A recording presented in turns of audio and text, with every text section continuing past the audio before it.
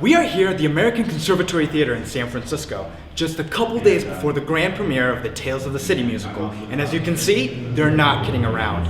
Queerity's taking you behind the scenes with an exclusive video interview with author Armistead Maupin and Sister Sisters frontman Jake Shears, as they prepare to shock the world once again and show us that beneath the disco lights, gay men are real humans too. I was a medium fish in a medium pond. I had medium dreams, but my fins are growing longer, so I'll swim upstream into a greater beyond. Thanks, Jake and Armistead, for sitting down with us and taking a couple minutes to just talk about your big collaboration. So you guys are coming from two different worlds, two different generations, and I'm just interested to find out why you think musical theater has been such a staple in gay culture. Wow. Well, I don't know. You don't come from. You're not a big old theater queen, are you? Not really. Not really. I mean, I always liked musicals growing. I mean, there's some musicals that I liked. I was more into musical movies. Growing up, I was never much of a theater goer. Although there's quite a few, plays, musicals I've seen over the years that I've loved. Try not to look like Trisha Nixon reviewing the troops. Nobody singing but my own. And for me, it was movies too. Cabaret had a huge impact on my life because it was a point when I was coming out, and there was this, funnily enough, this apartment house with a crazy landlady and a gay boy and a straight girl living together, and a lot of the elements of Tales of the City were actually there, and I think we're starting to form my impression of what my story was going to be by the time I started telling it. Are you looking for 28 Barbary Lane? Yes. Welcome home, then. I'm Mrs. Madrigal, as in medieval. You can't feel as ancient as I do. I've been apartment hunting all day. Oh, come upstairs, then. Did you move here this week? Is it that obvious? The look's a dead giveaway. It's a tender show.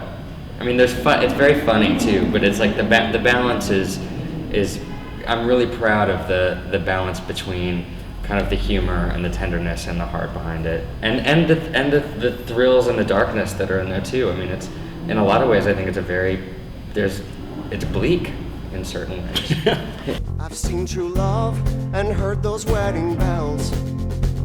They always seem so out of reach, happening to someone else. Thank God they're close. Don't make the man. Because I'm naked, but I'm ready for more than just a one-night stand. But isn't meant to be that love may come find me. So many rocks I've turned, maybe I finally learned that you can walk the streets, Dance all night, but if your eyes aren't open, you may never see the light. I weep. I actually wept. I wept during the Sitz probe. If you don't know what that is, look it up. It was the first time actors sing with the band. Yeah. I didn't know what it was, but I heard the one that totally blanking There's on. so many songs, 25 songs. Edgar and Anna singing to each other. Show me how to love you. It's such a beautiful song. Dear Mama, I wouldn't have written if you hadn't have told me that you were working for Anita Bryant on the Save Our Children campaign. That more than anything made it clear to me I had to tell you the truth that I'm gay. He could have been, some little prima donna, some little rock and roll diva. I didn't know. A very difficult person. I had no idea I was going to meet this deeply intelligent, actually unprepossessing, self-effacing guy who loves life and is curious about it.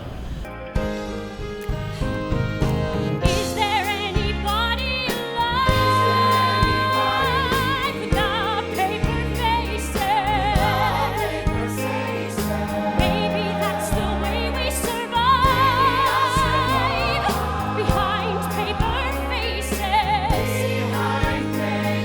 Behind paper faces. It helps that our costume designer is Beaver Bauer, who was with the Angels of Light, the group that came right after the Cockettes in San Francisco. She was sweet little Debbie Bauer from Cleveland. She came from Cleveland. She moved to San Francisco and changed her name to Beaver and started doing costumes. I thought this was freedom. Now I see that I was wrong. I'm just someone in hiding, biding my time till the courage becomes stronger than the fear. That moment is here.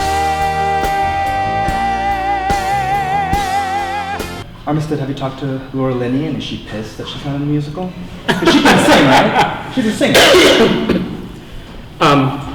You know Marianne's supposed to be 25. That would be the first thing that Laura would say to you. That would be amazing. I know it'd be wonderful to stop time and take all the performers from the miniseries and plop them into the future, but Seeds and stems left in my hands. Seeds and stems rattling through my head. I've got seeds and stems left in my bag that was once an endless overflow.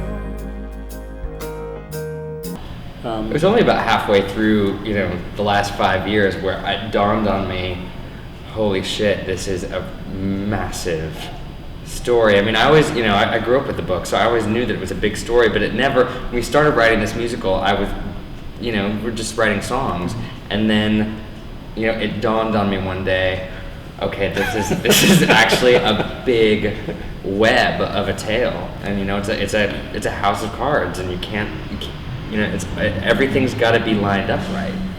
Where was Scissor Sisters the night you heard from Jeff? You were in concert, right? We were in Chicago. Yeah, we were in Chicago, and I was in a hotel room in Chicago, and I got an email from him asking.